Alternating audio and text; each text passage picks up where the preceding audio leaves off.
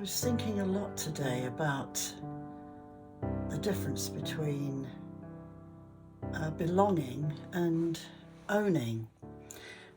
I thought about this after I was just sitting and looking at Larry, our dog, and I was thinking how our animals, our pets, don't actually own anything. They haven't got the same sense of ownership that we have.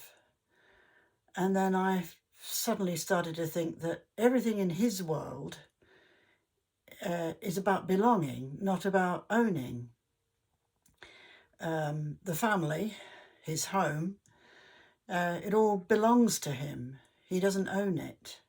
It's part of I suppose, the territorial makeup, you could say, but there is a difference in his perception of the way he lives and what he or who he lives with, and our perception of what and who we live with. So it gave me some interesting thoughts, because in the Romani culture, we don't have a word that means own. We don't own things as such. Things actually belonged to Romani Gypsies, no matter what it was, whether it was your wagon or Vado, or whether it was your family, whether it was objects that you might have had. There are all sorts of things that have been in your world, and all of them would have belonged to you, hence parting with them when you die. And then there's no belonging anymore. But this difference between belonging and ownership is really worth thinking about. You might say that the ball, Larry's ball, isn't owned by him, it belongs to him. And also, we could see it another way around, because I've talked a lot about animism, and we could also say that if the ball has a spirit, that Larry belongs to the ball. As odd as that sounds, that's quite the way some ancient folk would have seen it. There's no ownership in that equation at all. The problem with the things that we say, that humans say belong to us, has a lot to do with monetary value, because we buy them. So everything has a monetary value on it. For Larry, for animals and ancient people, because they must be in the equation as well, because they didn't have money. For them, for animals and ancient people, it's devoid of monetary value. So what belongs to you, it's a completely different mindset, because what belongs to you has a value that is part, shall we say, of the rest of what the world is made up of, including us. So the values that you carry along with you are fed into the things that belong to you, and there's no monetary value at all. And it's sometimes a little bit hard to get your head around this, because the problem is that we set such a high score with monetary value that we can tend to think that something is worthless if it has no monetary value. We say sometimes that things have sentimental value, and that's slightly different, of course, but it sort of ends up competing with monetary value. Does it have a monetary value, or does something have a sentimental value? It's all about belonging, but we've got this thing in that we hit against with monetary value, that we place something very high because of the monetary value. So it's a good idea to reflect on the things you have around you and to think what they actually mean to you. And also to think of that mindset that an animal or an ancient person, a prehistoric person, would have had. That if there's no monetary value, then the sense of belonging is going to be to do with the natural code of law. Does something have value?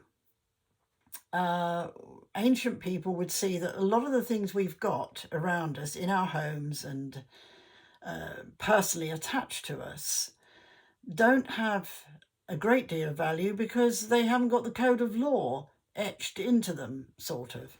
The code of law is always of great importance to anyone who's ancient, wild, any tribal person from prehistory. The value is something that makes it worthy. So, yeah, it's good to think about this, isn't it?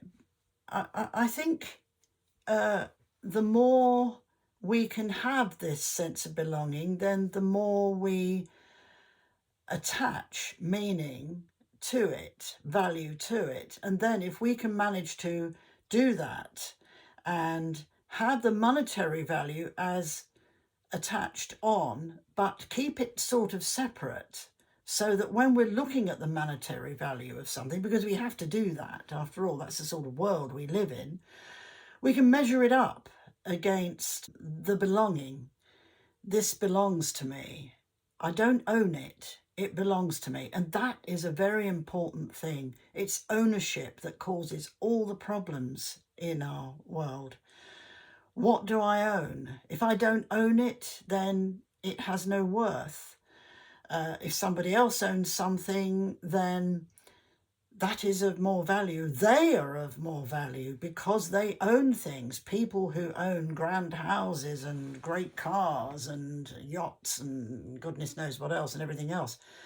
The rich people are considered to have, a lot of the time, more value, purely because the ownership is in the equation. But if things belong to you and there's no ownership, no monetary value, then the whole structure changes, doesn't it? But because we live in this monetary world, then we've got to take that into a bit of an equation within this. But let's try and put the belonging, as the ancient people used to do, first and foremost, and try to separate it out. Try to do some thinking about this so that you don't run away with the ownership, because it does cloud your mind up a bit. And it's not to say that you shouldn't put any monetary value on something, because you should, but just get it in perspective and understand the way our pets think, the way ancient people think, the way dear Larry thinks, that everything belongs to him. He doesn't own anything, his home, his family, me. When I was walking him this morning, I was thinking, I belong to him and he belongs to me. But that belonging isn't to do with ownership. It's to do with, well, I suppose it's to do with love and affection. It's to do with feeling safe and secure. It's to do with feeling that you're wanted and needed and cared for. And that's a great thing. That's a really great thing. And if you build whole communities out of that, can you imagine? That's something that's really special.